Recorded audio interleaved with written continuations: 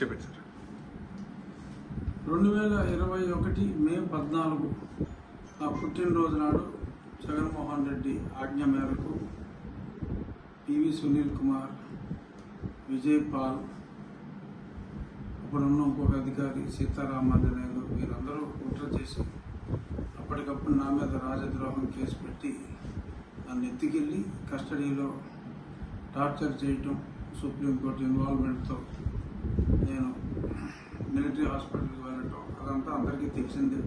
నన్ను చంపాలని చూడటం, ఆ గుంటూరు హాస్పిటల్ సూపరింటెండెంట్ దొంగ రిపోర్ట్లు ఇవ్వటం, దాన్ని మిలిటరీ హాస్పిటల్ హైకోర్టు న్యాయమూర్తి పర్యవేక్షణలో, అప్పుడు రిజిస్ట్రార్ జనరల్ తర్వాత న్యాయమూర్తి అయ్యారు, వారి పర్యవేక్షణలో జరిగిన రిపోర్ట్స్లో ఏం చెప్పారు ఇవన్నీ కూడా పెట్టి నన్ను ఏ విధంగా హింసించింది, వీరి మీద ప్రేరేపించిన ముఖ్యమంత్రి మీద వీరందరి మీద చర్యలు తీసుకోవాలి, కేసు బుక్ చేయాలని చెప్పి ఈరోజు నేను గుంటూరు ఎస్పీ గారికి కంప్లైంట్ ఇవ్వటం జరిగింది.